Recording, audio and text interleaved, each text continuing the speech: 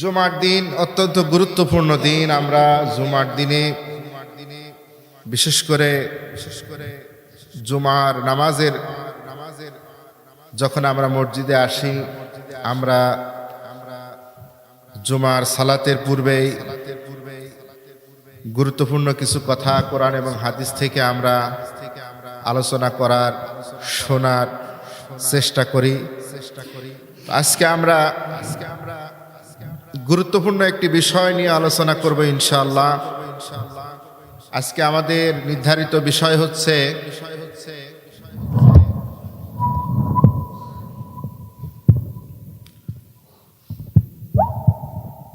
আজকে আমরা আলোচনা করব স্বামী এবং স্ত্রীর দায়িত্ব এবং কর্তব্য সম্পর্কে। সম্মানিত হাজিরিন, ইসলাম একটি পূর্ণাঙ্গ জীবন বিধান, ইসলাম একটি পূর্ণাঙ্গ জীবন ব্যবস্থা। এই পূর্ণাঙ্গ জীবন ব্যবস্থায় আল্লাহ রাব্বুল আলামিন বিশ্ব সভ্যতার, মানব সভ্যতার ক্রম বিকাশের সবচাইতে গুরুত্বপূর্ণ যে মাধ্যম, সেটা হচ্ছে মানুষের বংশ বিস্তার। আর এই বংশ বিস্তার এবং মানব সভ্যতা টিকে রাখার জন্য নারী এবং পুরুষের যে দায়িত্ব এবং কর্তব্য এবং তাদের যে বিবাহ বন্ধন, এই জিনিসটি হয়ে থাকে, আল্লাহ রাব্বুল আলামিন আমাদের যে শরিয়াত দিয়েছেন, ইসলাম দিয়েছেন, সেই ইসলামের মধ্যে এই বিবাহ এটা অত্যন্ত গুরুত্বপূর্ণ একটি ইবাদত। বিবাহ হওয়ার পরে এই বিয়ের মাধ্যমে ছেলে এবং মেয়ে, নারী এবং পুরুষের যে দায়িত্ব এবং কর্তব্য পালন করতে হয়, ছেলে পুরুষকে এখানে পরিচয় করিয়ে দেওয়া হয়েছে স্বামী হিসাবে, আর মেয়েদেরকে পরিচয় করিয়ে দেওয়া হয়েছে স্ত্রী হিসাবে। তো স্বামী আর স্ত্রী এই দুইজনের প্রতি দায়িত্ব এবং কর্তব্য, একজনের প্রতি আরেকজনের যে হক রয়েছে, সেই বিষয়ে আমরা আলোচনা করব। তাহলে আজকে আমাদের আলোচনার বিষয় হচ্ছে স্বামী এবং স্ত্রীর দায়িত্ব এবং কর্তব্য। আমার বন্ধুগণ, আল্লাহ রাব্বুল আলামিন এই ব্যাপারে কোরআনুল কারীমের সূরা আরাফ 7 নম্বর সূরা 189 নম্বর আয়াতের ভিতরে আল্লাহ রাব্বুল আলামিন স্বামী এবং স্ত্রী এই দুইজনকে আল্লাহ রাব্বুল আলামিনের নিদর্শন হিসেবে ঘোষণা করেছেন। সুবহানাল্লাহ। আল্লাহ রাব্বুল আলামিন বলেন, হুয়াল্লাযী খালাকা লাকুম মিন নাফসিন ওয়াহিদাতিন হুয়াল্লাযী খালাকা লাকুম মিন নাফসিন ওয়াহিদা ওয়াজআলা মিনহা যাওজাহা লিয়াসকুনা ইলাইহা। আল্লাহ পাক বলছেন, তিনি তোমাদের রব, যিনি তোমাদেরকে সৃষ্টি করেছেন একজন মানুষ থেকে, এবং তিনি তোমাদের থেকে তোমাদের জোড়া সৃষ্টি করেছেন, তোমাদের সঙ্গিনীদেরকে, তোমাদের স্ত্রীদেরকে সৃষ্টি করেছেন লিয়াসকুনা ইলাইহা, যেন তোমরা তাদের কাছে গিয়ে প্রশান্তি লাভ করতে পারো। তাহলে আল্লাহ পাক এখানে আয়াতের মধ্যে একটি তথ্য দিলেন, একটি ইনফরমেশন দিলেন, আমাদেরকে জানিয়ে দিলেন যে পুরুষদের থেকে যে আল্লাহ পাক নারীদেরকে সৃষ্টি করেছেন, পুরুষের বাম পাজরের হাড় থেকে আল্লাহ পাক যে নারীকে সৃষ্টি করেছেন, এর একটা কারণ হলো পুরুষেরা যেন নারীর কাছে গিয়ে লিয়াসকুনা ইলাইহা, তারা প্রশান্তি লাভ করে, তাদের অস্থির, তাদের অশান্ত হৃদয় যেন তার স্ত্রীর কাছে গিয়ে সে প্রশান্তি লাভ করে, সে যেন সেখানে সুখ অনুভব করে, সে যেন সেখানে গিয়ে সে আনন্দ উপভোগ করতে পারে। সম্মানিত হাজিরিন, আল্লাহ রাব্বুল আলামিন সূরা রুম 30 নম্বর সূরা 21 নম্বর আয়াতের ভিতরে আল্লাহ পাক বলছেন, আল্লাহ রাব্বুল আলামিন বলেন, ওয়া মিন আয়াতিহি আন খালাকা লাকুম মিন আনফুসিকুম আজওয়াজাল লিতাসকুনু ইলাইহা ওয়া জাআলা বাইনাকুম মাওয়াদ্দাতাও ওয়া রাহমা ইন্না ফি যালিকা লাআয়াতিন লিকাওমিন ইয়াতাফাক্কারুন। বলেন আল্লাহু আকবার। আল্লাহ পাক বলছেন, অমিন আয়াতিহি, আমার নিদর্শন হলো, আন খালাকা লাকুম, আমি তোমাদেরকে সৃষ্টি করেছি, মিন আনফুসিকুম, তোমাদের মধ্য থেকে, আজওয়াজাল লিতাসকুনু ইলাইহা, আমি তোমাদেরকে সৃষ্টি করেছি তোমাদের মধ্য থেকে, তোমাদের সঙ্গিনীকে, তোমাদের জোড়াকে আমি আল্লাহ সৃষ্টি করেছি, লিতাসকুনু ইলাইহা, যেন তোমরা তোমাদের স্ত্রীদের কাছে গিয়ে তোমরা প্রশান্তি লাভ করো, শান্তি পাও। ওয়া জাআলা বাইনাকুম মাওয়াদ্দাতাও ওয়া রাহমা, আর স্বামী স্ত্রীর মাঝে আমি আল্লাহ পাক এমন মহব্বত, এমন ভালোবাসা, এমন সম্পর্ক আমি আল্লাহ তাআলা দান করি, সেটা হলো আমার রহমত। ওয়া জাআলা বাইনাকুম মাওয়াদ্দাতাও ওয়া রাহমা, আমি রহমতের সম্পর্ক তৈরি করে দেই। আমি স্বামী এবং স্ত্রীর মাঝে আমি আল্লাহ পাক রহমত দেই, দয়া দিয়ে আমি আল্লাহ পাক একে অপরের প্রতি ভালোবাসা সৃষ্টি করে দেই। বলেন সুবহানাল্লাহ। আল্লাহ পাক বলেন, ইন্না ফি যালিকা লাআয়াতিন লিকাওমিন ইয়াতাফাক্কারুন, আর এর মধ্যে রয়েছে যারা চিন্তাশীল, যারা গবেষক, তাদের জন্য রয়েছে এখানে রয়েছে আল্লাহর নিদর্শন। সুবহানাল্লাহ। সম্মানিত হাজিরিন, একান্ত আপনজনের আমার, ইসলামী শূরা শরীয়ত মোতাবেক আল্লাহর কিতাব অনুযায়ী, আল্লাহর বিধান অনুযায়ী যখন একজন ছেলে আর একজন মেয়ের যখন দাম্পত্য জীবনের শুরু হয়, এবং এই শুরু হওয়ার পরে আপদ বিপদ, বালা মুসিবত, দুঃখ কষ্ট যা কিছু আসুক না কেন, এই দুইজন একসঙ্গে যখন চলা শুরু করে, যত বিপদ আপদ বালা মুসিবত আসুক না কেন, দুইজন একসাথে চলার কারণে তাদের জীবনটা প্রশান্তিময় হয় এবং তারা সুখে শান্তিতে থাকে।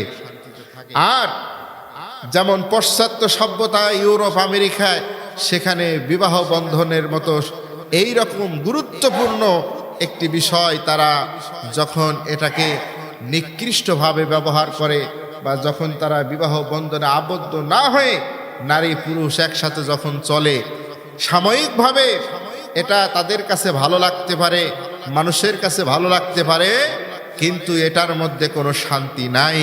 দেখা যাচ্ছে তারা কিছুদিন তারা একইভাবে চলাফেরা করার পরে, কিছুদিন একসাথে থাকার পরে, এরপরে তারা একজন আরেকজনকে বিশ্বাস করে না, নিজের জীবনের কোনো অর্থ তারা খুঁজে পায় না, তখন তারা সুসাইড করে, আত্মহত্যা করে।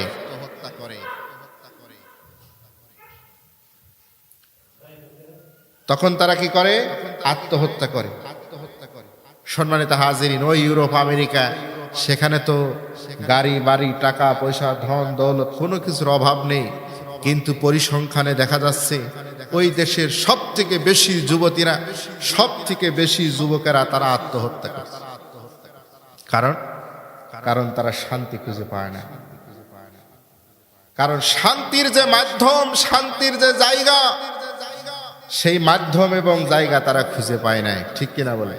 শান্তির মাধ্যম হচ্ছে একটা নারী এবং আরেকটা পুরুষ, তারা স্বাবলম্বী হওয়ার পরে শরিয়ত মোতাবেক, এরপরে পারিবারিকভাবে সমাজের মুরব্বীদের মাধ্যমে পারিবারিকভাবে পিতামাতার সম্মতিতে যখন তাদের বিবাহ হয়, এরপরে যখন তাদের জীবন চলা শুরু হয়, আল্লাহ পাক তাদেরকে শান্তি দান করেন। জোরে বলেন সুবহানাল্লাহ। এটাও আল্লাহর ওয়াদা। সম্মানিত হাজিরিন, এই যে বিবাহ, এটাকে হাদিসের ভাষায় বলা হয়েছে আন নিকাহু নিসফুদ্দিন। বিয়ে করা হচ্ছে, বিবাহ করা হচ্ছে দ্বীনের অর্ধেক, মানে ধর্মের অর্ধেকই হচ্ছে বিবাহ করা। কারণ যে ব্যক্তি বিয়ে করে নাই সে সন্তান সন্ততির কি জ্বালা, সংসারের কি জ্বালা, এরপরে স্ত্রীর কি দায়িত্ব কর্তব্য, এর যে একটা জ্বালা, এগুলো কি সে বোঝে না। এর সঙ্গে জড়িত অনেক মাসলা মাসাইল দ্বীন ধর্ম আছে, সেইগুলো সে বোঝে না। এই জন্য কেউ যদি বিবাহ শাদী না করে সে যদি মনে করে যে আমি এরকম বৈরাগ্যবাদী জীবন যাপন করবো লালন সার মতো, বিয়ে না করি আমি এইভাবে আল্লাহর ওলি হয়ে যাব, তার দিন অপূর্ণ থেকে যাবে। কারণ কোরআন এবং হাদিসে যত মাসলা মাসাইল, যত নিয়ম কানুন আছে, তার অর্ধেক হলো বিয়ে শাদীর সাথে সম্পর্ক। বিয়ে শাদী, সন্তান লালন পালন, এরপরে জমি জায়গা বন্টন, যা কিছু আছে এর সাথে হলো অর্ধেক। এই হলো, এই জন্য বলা হয়েছে আন-নিকাহু নিসফুদ্দিন, যে বিয়ে করে না তার দিন অর্ধেক অপূর্ণ রয়েছে। সম্মানিত হাজিরিন, এইবার আসুন,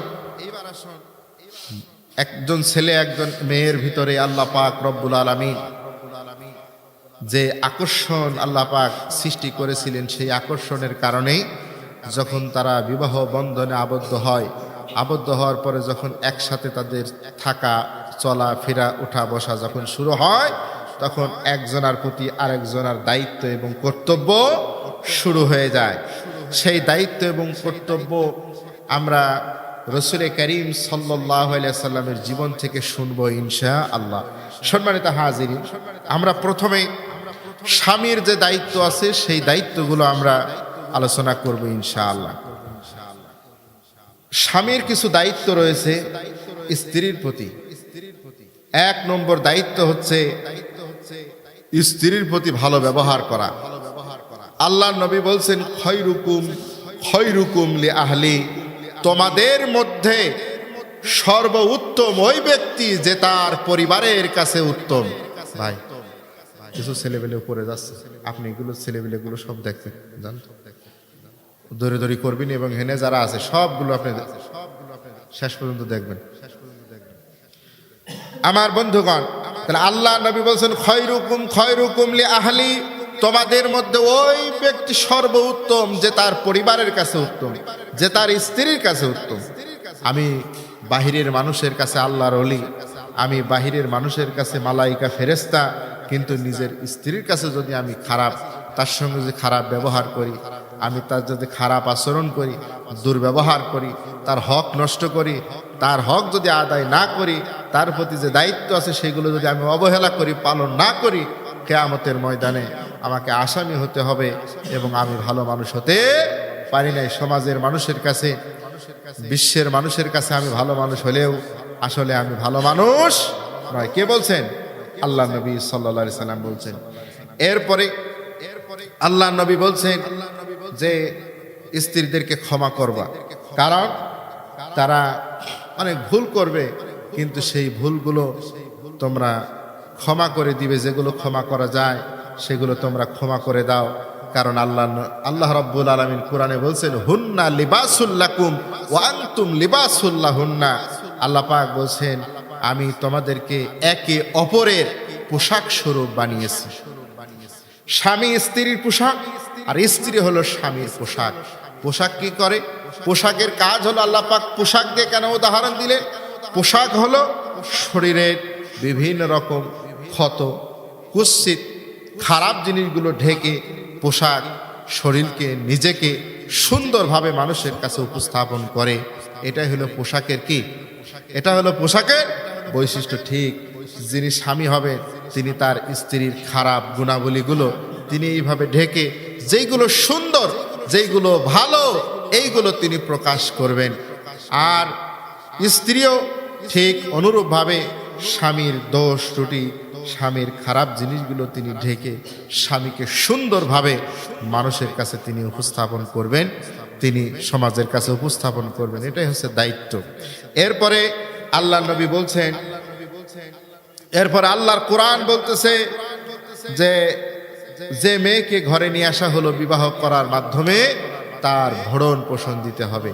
তাকে খাবার দিতে হবে, তাকে পোশাক দিতে হবে, খাবার এবং পোশাক এবং তাকে থাকার ব্যবস্থা করে দিতে হবে। আল্লাহ রাব্বুল আলামিন বলছেন আর রিজালু কাওয়ামুনা আলান নিসা, আল্লাহ পাক বলছেন মহিলাদের উপরে, নারীদের উপরে, নারী সমাজের উপরে আমি পুরুষদেরকে কর্তৃত্ব দিয়েছি, নেতৃত্ব দিয়েছি। যেহেতু পুরুষদেরকে আল্লাহ কর্তৃত্ব দিয়েছেন, এই জন্য সংসারের যাবতীয় দায়িত্ব, স্ত্রীর যাবতীয় দায়িত্ব, স্ত্রীর থাকা, খাওয়া এবং তার পোশাক আশাক সব কিছুর দায়িত্ব স্বামীকে বহন করতে হবে। সম্মানিত হাজিরিন, এরপরে স্ত্রীকে সম্মান দিতে হবে। স্ত্রীকে যদি সম্মান দেওয়া যায় তাহলে স্ত্রীও স্বামীকে সম্মান দিবে। আল্লাহ নবী সাল্লাল্লাহু আলাইহি ওয়াসাল্লাম বলছেন যে এই পদ্ধতি শিখিয়ে দিয়েছেন, সেটা হচ্ছে কিভাবে সম্মান দিতে হবে। সেটা হচ্ছে যখন আমরা আমাদের গৃহে প্রবেশ করব, তখন আমরা আমাদের স্ত্রীদেরকে, আমাদের বাড়ির মানুষদেরকে, আমাদের গৃহে যারা থাকবে তাদেরকে আমরা সালাম দেব। জোরে বলেন সুবহানাল্লাহ। আমার বন্ধুগণ, আল্লাহর নবী বলেন 3 শ্রেণীর মানুষ আল্লাহর জিম্মায় থাকে। এই 3 শ্রেণীর মানুষকে আল্লাহ রাব্বুল আলামিন, এই 3 শ্রেণীর মানুষকে আল্লাহ রাব্বুল আলামিন রিজিক দান করেন। যদি জীবিত থাকে রিজিক দান করেন, আর যদি মৃত্যু বরণ করে তাহলে আল্লাহ জান্নাত দান করেন। সুবহানাল্লাহ। জীবিত থাকলে রিজিক দেন, আর মৃত্যু বরণ করলে আল্লাহ পাক জান্নাত দেন। এই 3 শ্রেণী।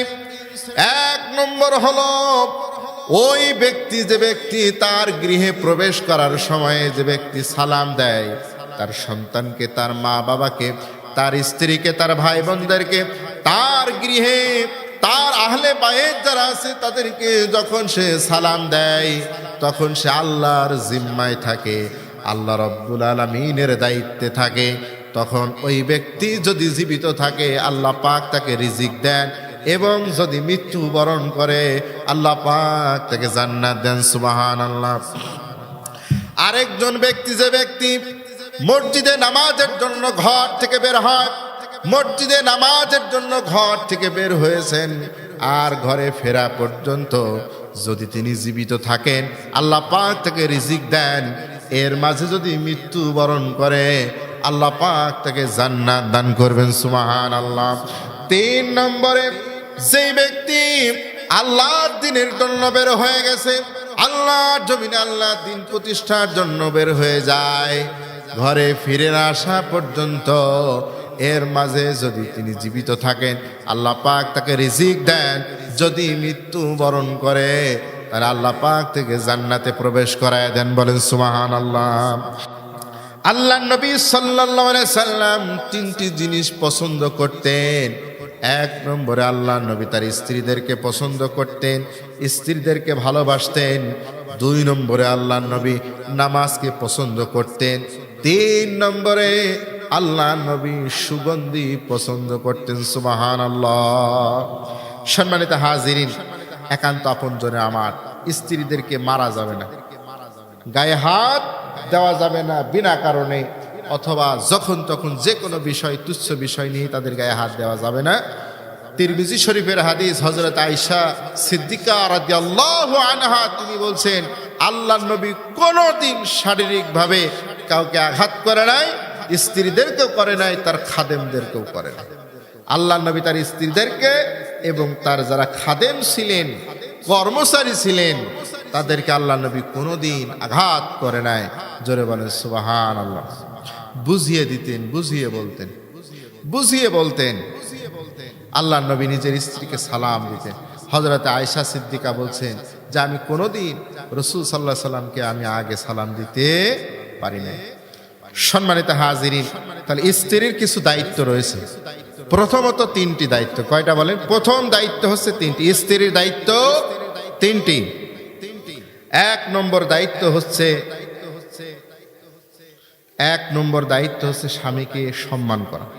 স্ত্রী স্বামীকে সম্মান করবে। কিভাবে সম্মান করবে? তিরমিজি শরীফের 1159 নম্বর হাদিস, আল্লাহর নবী বলছেন যদি স্বামী তার স্ত্রীকে কোনো প্রয়োজনে আহ্বান করে, ডাকে, তাহলে সেই ডাকে সাড়া দেওয়া ওয়াজিব, সেই ডাকে সাড়া দিতেই হবে। স্ত্রী যদি রান্না বান্নার কাজেও ব্যস্ত থাকে, এরপরও স্ত্রী স্বামীর ডাকে সাড়া দিতে বাধ্য থাকে। 2 নম্বরে স্বামীর আনুগত্য করা। এমন ভাবে আনুগত্য করতে হবে। আল্লাহ নবী বলছেন, আমি যদি আল্লাহকে বাদ দিয়ে বা আল্লাহর সাথে কাউকে যদি আমি সেজদা করার কথা বলতাম, আল্লাহ ব্যতীত কাউকে যদি আমি মানুষকে সেজদা করার কথা বলতাম, তাহলে স্ত্রীদেরকে বলতাম তোমরা তোমাদের স্বামীর পায়ে সাজদা দাও। তিরমিজি শরীফের 1160 নম্বর হাদিস। দেখেন কত বড় কথা। সম্মানিত হাজিরিন, একান্ত আপনজনের আমার, এরপরে স্ত্রীর দায়িত্ব হচ্ছে নিজের যে সতীত্ব, নিজের যে চরিত্র, সেইটাকে হেফাজত করা। এটা হচ্ছে আমানত স্বামীর জন্য। এটা স্ত্রীর এই আমানতটা হেফাজত করতে হবে। এটার খেয়ানত করা যাবে না। আল্লাহ নবী বলছেন, ওয়াইদা সাল্লাতিল মারাতু খামসাহা ওয়া সামাত শাহরাহা ওয়া হাফিজাত ফারজাহা ওয়া ইতাআত বালাহা। কোন নারী যদি 4টা কাজ করে, সে আল্লাহ জান্নাতের যে কোনো দরজা দিয়ে সে জান্নাতে প্রবেশ করতে পারবে। জান্নাতের দরজা কয়টি? 8টি। সামানিয়াত আবওয়াব, 8টি দরজা। তার মধ্যে যে কোনো দরজা দিয়ে সে জান্নাতে প্রবেশ করতে পারবে। 4টা কাজ। ওয়াইজা সাল্লাতিল মারাতু খামসাহা, যে মহিলা 5 ওয়াক্ত নামাজ পড়বে, যে মহিলা ওয়া সামাত শাহরাহা, রমজান মাসে রোজা রাখবে, ওয়া ইতাআত বালাহা, স্বামীর খেদমত করবে, ও হাফিজাত ফারজাহা, নিজের সতীত্বের হেফাজত করবে। স্বামী বাড়িতে নাই, দেবর ভাসুর যারা আছে, বন্ধু যারা আছে, মামাতো ভাই খালাতো ভাই যারা আছে, তাদের সাথে সে সম্পর্ক রাখবে না। এমনি কথা বলবে, যতটুকু ইসলাম জায়েজ করেছে ততটুকু, কিন্তু অবৈধ কোনো সম্পর্ক রাখা যাবে না। সে স্বামী অফিসে থাক আর প্রবাসে থাক। কথা বলেন ঠিক কিনা? আজকে এই সমস্যাটা বেশি হচ্ছে না? বলেন, আমানতের খেয়ানত হয়ে যাচ্ছে, আমানতের খেয়ানত হয়ে যাচ্ছে। সম্মানিত হাজিরিন, এই 4টা দায়িত্ব পালন করলে ওই মেয়েকে আল্লাহ রাব্বুল আলামিন জান্নাতের যে কোনো দরজা দিয়ে জান্নাতে যাওয়ার তৌফিক সুযোগ দান করবেন। এরপরে ওই মেয়ের আরেকটি দায়িত্ব হচ্ছে স্বামীর সম্পদ হেফাজত করবে। স্বামীর যে সন্তান আছে সেই সন্তানগুলো সে লালন পালন করবে, দেখাশোনা করবে, এবং যে সংসারে সে রয়েছে সেই সংসারটাও সে দেখাশোনা করবে। কারণ আল্লাহ নবী বলছেন, কুল্লুকুম রাইন ওয়া কুল্লুকুম মাসউলিন আন রাইয়াতিহি, প্রত্যেকেই দায়িত্বশীল আর প্রত্যেককেই তার দায়িত্ব সম্পর্কে জিজ্ঞাসিত হবে বা জিজ্ঞাসা করা হবে প্রত্যেককেই। তাহলে ওই নারীর উপরে দায়িত্ব হচ্ছে তার পরিবারকে দেখে রাখা, তার স্বামীর ধন সম্পদ, টাকা পয়সা, স্বামীর অনুপস্থিতি, এইগুলো দেখে রাখা, সন্তানদেরকে মানুষের মতো মানুষ করা। সম্মানিত হাজিরিন, স্বামী এবং স্ত্রী, আমরা আজকে আলোচনা করছিলাম স্বামী এবং স্ত্রীর দায়িত্ব এবং কর্তব্য। আল্লাহ রাব্বুল আলামিন ওই স্বামী স্ত্রীর প্রতি খুশি হন, ওই স্বামী স্ত্রীর প্রতি খুশি হন, সন্তুষ্ট হন, যেই স্ত্রী তাহাজ্জুদের সময় ঘুম থেকে ওঠে, ওঠার পরে নিজের স্বামীকে জাগিয়ে দেয়। ঘুম থেকে উঠছে না, একটু মুখের মধ্যে একটু পানি ছিটায় দেয়, এরপরে ডেকে নিয়ে তার জন্য অজু পানির ব্যবস্থা করে। অজু করে 2 জন যখন নামাজে দাঁড়ায় যায়, আল্লাহ রাব্বুল আলামিন এই দৃশ্য দেখে তিনি মুস্কি হাসেন এবং আল্লাহ পাক বড় খুশি হয়ে যায়। জোরে বলেন সুবহানাল্লাহ। স্বামী অনুরূপভাবে একদিন স্ত্রী ডেকে দিবেন, একদিন স্বামী ডেকে দিবেন। আমার ভাইয়েরা, আল্লাহ নবী বলছেন, যদি কোনো ব্যক্তি মারা যায় এবং তার স্ত্রী যদি বলে আমার স্বামী ভালো ছিল, আমার স্বামী ভালো ছিল, কোন স্ত্রী যদি বলে, আল্লাহ পাক তাকে ক্ষমা করে দিবেন। কারণ আমি আপনি কেমন, এইটার সবচেয়ে বড় সার্টিফিকেট যে দিতে পারবে সে হচ্ছে আমাদের স্ত্রীরা। কথা বলেন ঠিক কিনা? হ্যাঁ, আমি কত বড় হুজুর, কত বড় মুসল্লি, কত বড় আল্লাহর ওলি, কত বড় আল্লাহর ফেরেশতা, সবচাইতে ভালো সার্টিফিকেট দিতে পারবে কে? আমাদের স্ত্রীরা, ঠিক কিনা? এই জন্যই আল্লাহ নবী বলেছেন খয়রুকুম লিআহলি, তোমাদের মধ্যে সর্বোত্তম ওই ব্যক্তি যে ব্যক্তি তার পরিবারের কাছে উত্তম। এখন ওই পরিবারের কাছে উত্তম হতে হলে তাদের সাথে উত্তম ব্যবহার করতে হবে। কথা বলেন ঠিক কিনা? আরো দায়িত্ব আছে, সেটা হচ্ছে যদি স্ত্রীরা কখনো বাবার বাড়িতে যেতে চায়, তারা তো আমাদের বাড়িতে চলে এসেছেন, এখন বাবার বাড়িতে যেতে চায়, তাহলে তাদেরকে যাওয়ার অনুমতি দিতে হবে। সেই ক্ষেত্রে নিজে সাথে যেতে হবে, অথবা মাহারাম পুরুষ যাদের সাথে বিবাহ হারাম এমন পুরুষ তাদেরকে সাথে দিতে হবে। আপনার স্ত্রী কোথাও গেলে অবশ্যই তার সাথে আপনাকে যেতে হবে, অথবা এমন পুরুষকে তার সাথে পাঠাতে হবে যার সাথে বিবাহ হারাম। এছাড়া নারীদের কিন্তু বের হওয়ার কোনো সুযোগ নাই। আগে যে হজের নিয়ম ছিল, সেই নিয়মে কিন্তু একজন মহিলা যখন হজ করতে যেতেন, তার সাথে একজন পুরুষ যাওয়া লাগতো। যেই পুরুষের সাথে তার বিবাহ হারাম, এমন একজন পুরুষকে পাসপোর্ট করা লাগতো, তার সাথে যেতে হতো। এটাই ইসলামের নিয়ম, কারণ এটা হচ্ছে সবচেয়ে বড় সিকিউরিটি। এই সিকিউরিটি আল্লাহ নারীকে সৃষ্টি করেছেন। আল্লাহ জানেন কখন এটা দুর্ঘটনায় পড়তে পারে, এই জন্য আল্লাহ পাক এই সিকিউরিটি দিয়ে রেখেছেন। একটা নারী যখন রাস্তায় চলে, তার সাথে যদি তার বড় ভাই, তার মামা, তার ছেলে, তার বাবা, তার স্বামী যদি থাকে, আর কোনো বখাটে তাকে কোনো টিজিং করতে পারে? বলেন, করবে? বলেন, করে না। যখন একা বের হয় তখন সেই টিজিংয়ের শিকার হয়। শুধু তাই নয়, আমরা দেখেছি যে একটা নারী বাসের মধ্যে, সে বিশ্ববিদ্যালয়ে যাচ্ছে, অথবা আসার পথে, অথবা রাজধানীতে যাচ্ছে, যাওয়া আসার পথে বাসের মধ্যে সে ধর্ষণের শিকার হয়েছে। হয় কি হয় না? বলেন। কারণ তার সাথে কোনো কি ছিল না, পুরুষ মানুষ ছিল না। আজকে আমরা আমাদের মেয়েদেরকে, আমাদের স্ত্রীদেরকে আমরা ছেড়ে দিয়েছি রাস্তায়, যেখানে খুশি সেখানে যাওয়ার লাইসেন্স দিয়েছি। আপনাকে এ বিষয়ে জিজ্ঞাসা করা হয়, আপনি দায়িত্বশীল?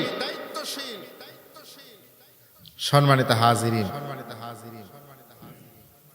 একান্ত আপনজনের আমরা যদি আমাদের অধিকার আদায় না করি, আমরা যদি আমাদেরকে আল্লাহ পাক আর রিজালু কওয়ামুনা আলান নিসা, আমাদেরকে আল্লাহ পাক নারীদের উপরে প্রাধান্য দিয়েছেন, কর্তৃত্ব দিয়েছেন, সেটারও যদি ব্যবহার না করি, দায়িত্ব পালন না করা এবং কর্তৃত্ব পালন না করার কারণেই আজকে দেখা যাচ্ছে যে পরিবারে আপনার ডিভোর্স, এবং একজনের বউ আর একজনের সঙ্গে চলে যাচ্ছে।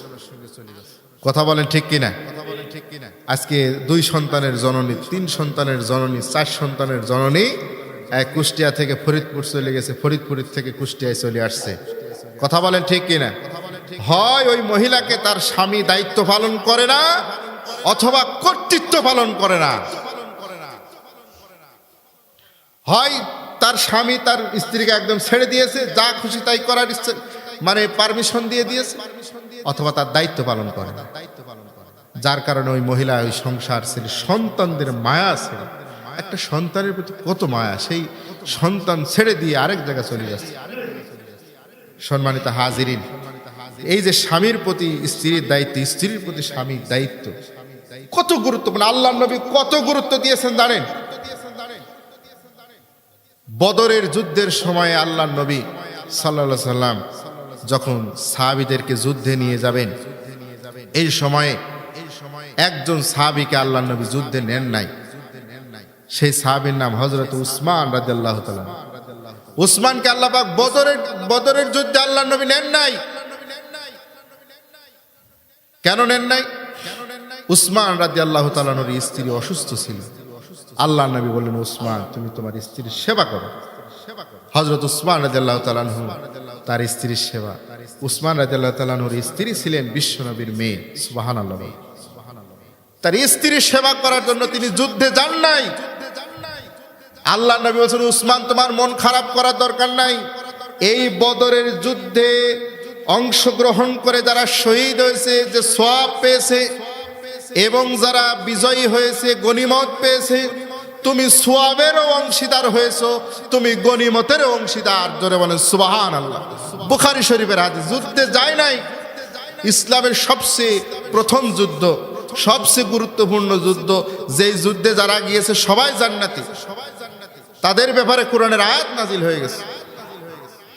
সেই জায়গায় আল্লাহ নবী স্ত্রীর প্রতি দায়িত্ব, এমন দায়িত্ব দিয়েছেন যে স্ত্রী অসুস্থ থাকার কারণে আল্লাহ পাক আল্লাহ নবী হযরত উসমানকে রেখে গেছেন যে তুমি তোমার স্ত্রীর সেবা করো।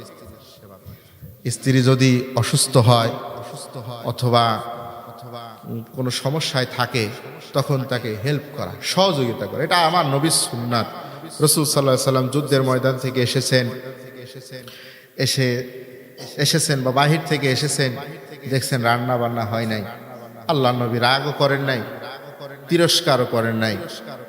আল্লাহ নবী হযরতে আয়েশা রাদিয়াল্লাহু আনহাকে তিনি তরবারি দিয়ে তরকারি কেটে সহযোগিতা করেছেন। জোরে বলেন সুবহানাল্লাহ। হযরতে আয়েশা রাদিয়াল্লাহু তাআলা আনহার সঙ্গে রাসূলুল্লাহ সাল্লাল্লাহু আলাইহি ওয়াসাল্লাম পূর্ণিমার চাঁদে তিনি স্ত্রীকে নিয়ে দৌড় প্রতিযোগিতা করেছেন। এগুলো আমরা জানি কি জানি না? সম্মানিত হাজিরিন, তাহলে স্ত্রীদেরকে সময় দিতে হবে। আমরা কর্মব্যস্ততার কারণে দেখা যাচ্ছে স্ত্রী বলছে আমি 6 মাস 1 বছর মার বাড়ি যাইনি, একটু যাব। আপনিও সাথে নিয়ে যান না, সেও যেতে পারে না, একটু সাথে করে নিয়ে যাবেন, একটু সময় দিবেন। কোথাও বেড়াতে যেতে চাইলে সুন্নাত অনুযায়ী নিয়ে যাবেন। স্ত্রীর কাপড় ছিঁড়ে গেছে, আপনার চোখে পড়ে না, আপনি কত কিছু কিনছেন কিন্তু তার একটা কাপড় কিনে দিচ্ছেন না। এরপরে আরেকটা বিষয় হলো, যেটা পরিবারের প্রধান হিসাবে আমি আপনাদেরকে বলছি, সেটা হচ্ছে এই যে আমার এই দাড়ি রাখা হচ্ছে সুন্নাত, আমার এই টুপি পরা হচ্ছে সুন্নাত, আমার এই জামা গায়ে দেওয়া হচ্ছে সুন্নাত। বুঝতে পারছেন? আর আমার স্ত্রীকে পর্দার মধ্যে রাখাটা হচ্ছে আমার জন্য ফরজ। আমার জন্য কি বলেন? আমার স্ত্রীর জন্য ফরজ হচ্ছে তিনি পর্দায় থাকবেন, আর তাকে পর্দায় রাখা হচ্ছে আমার জন্য ফরজ। আমার দাড়ির চাইতে, আমার টুপির চাইতে, আমার বড় জামার চাইতে আমার স্ত্রীকে পর্দার মধ্যে রাখা আমার জন্য ফরজ। তাহলে আপনার স্ত্রীকে কিভাবে পর্দায় রাখবেন? 5 ওয়াক্ত নামাজ পড়ি আমরা, কিভাবে রাখবেন? আপনার স্ত্রী শুধু সালোয়ার কামিজ পরে, ওড়না পরে আপনার ভাইয়ের সামনে যেতে পারবে না, বড় ভাইও না, ছোট ভাইয়ের সাথে সামনে যেতে পারবে না, আপন ভাইয়ের সামনে যেতে পারবে না। ওইভাবে যেতে পারবে কোন ভাবে? আপন ভাইয়ের সামনে যেতে পারবে, বাবার সামনে যেতে পারবে, শ্বশুরের সামনে যেতে পারবে, শুধু মুখটা খোলা রেখে, এবং তার হিজাব থাকতে হবে, মেক্সি পড়া থাকতে হবে, যাতে শরীরের অবয়ব বোঝা না যায়। আর আমাদের দেশে যে শাড়ি আর 3 পিস যেগুলো ব্যবহার করা হয়, এইগুলো পরেও মানুষ উলঙ্গ থাকে, শরীরের অবয়বগুলো বোঝা যায়, এইগুলো হলো বেপর্দা। কথা বলেন ঠিক কিনা? আমার আপনার দায়িত্ব হচ্ছে আমার স্ত্রী এবং আমার মেয়েকে পর্দায় রাখা। না রাখলে কিন্তু আমার নামাজ হবে না। আমরা নামাজ কালাম পড়ে এই ফায়দাটা পাবো না, আমাদের আমলনামে গুনাহ লেখা হবে। তাহলে আমরা এখন থেকে কি করব? আমাদের আসলে মেয়েরা কি সব সময় কি আপনি বোরকা পরায় রাখতে পারবেন ঘরের ভিতরে? এটাও কিন্তু ঠিক না। আপনি কি করবেন? আপনার ঘরটা, আমার ঘরটা, আমার বাড়িটা আমি সুন্দর করে, যদি সামর্থ্য না থাকে পাটকাঠি দিয়ে বেড়া দেবেন, সামর্থ্য যদি থাকে টিন দিয়ে বেড়া দেবেন, সামর্থ্য থাকলে আপনি ওয়াল করে নেবেন। একদম এমন ভাবে করবেন আপনার স্ত্রী যে ঘরে থাকে সচরাচর সেখানে কোনো পুরুষের দৃষ্টি যেন না পড়ে, কেউ যেন বিনা অনুমতিতে প্রবেশ করতে না পারে। বোঝা যায়? আগে দেখতাম মানুষ কিছু না পারলেও আপনার যে নারকেল গাছের পরে না, একটা করে ডাল পরে, ওইগুলো দিয়েও আপনার বাড়ির চতুর্দিকে এইগুলো ঘেরার চেষ্টা করতো অনেক মানুষ, পাটকাঠি বেড়া দিয়ে ঢেকে রাখত। আর এখন আমরা অনেক বিল্ডিং ঘর করেও আমরা পর্দা করতে পারতেছি না। কথা বলেন ঠিক কিনা? সম্মানিত হাজিরিন, পর্দা করার চেষ্টা করবেন। আলেমুল আমার কাছে বসবেন যে আমরা এইভাবে পর্দা করব, কোন কোন ব্যক্তির সামনে কিভাবে যাওয়া যায় এগুলো শুনে নেবেন। বুঝে নিবেন। এটা আমার আপনার দায়িত্ব। আগেই বলেছে আল্লাহ নবী বলেছেন কুল্লুকুম রাইন ওয়া কুল্লুকুম মাসউলিন আন রাইয়াতিহি। আল্লাহ পাক আমাকে জিজ্ঞাসা করবেন যে তোমার স্ত্রী পর্দা করে নাই কেন, ব্যবস্থা করো নাই কেন, এটা আমাকে প্রশ্ন করবে। এবং এর জন্য কি শাস্তি হবে? কারণ বেপর্দা চলার কারণে ওই মেয়ের প্রতি যত পুরুষ মানুষ তাকাবে, প্রত্যেক পুরুষ মানুষের আমলনামায় জিনার গুনাহ হবে একটা করে। আর যত পুরুষ মানুষ তাকাবে সব পুরুষ মানুষের জিনার গুনাহ ওই মহিলার আমলনামায় লেখা। আর মহিলার আমলনামায় লেখা হচ্ছে মানে আপনি আমি পাচ্ছি। বোঝা যাচ্ছে কত কঠিন কথা? এইভাবে ভাবেন যে আমার বা আপনার আমলনামায় এভাবে অটো গুনাহ চলে আসতেছে, জিনার গুনাহ আসতেছে, ব্যভিচারের গুনাহ, কত নিকৃষ্ট। আর এই গুনাহটি হচ্ছে মানুষের বরকত নষ্ট করে দেয়, আয় নষ্ট করে দেয়, সম্মান নষ্ট করে দেয়। আপনি এক জায়গায় অপমানিত হচ্ছেন, লাঞ্ছিত হচ্ছেন, আপনি চিন্তা করে দেখেন যে আপনার এই ধরনের কোনো কাজ হচ্ছে কিনা। ওই লোককে আল্লাহ সমাজে লাঞ্ছিত করেন, অপমানিত করেন, তার বরকত নষ্ট করে দেন, তার শান্তি নষ্ট করে দেন, তার পারিবারিকভাবে সে অশান্তির মধ্যে থাকে। আল্লাহ রাব্বুল আলামিন আমাদের সবাইকে বুঝার তৌফিক দান করুক, আমিন। সম্মানিত হাজিরিন, স্বামী এবং স্ত্রীর দায়িত্ব এবং কর্তব্য নিয়ে আজকে আমরা কিছু কথা শুনলাম।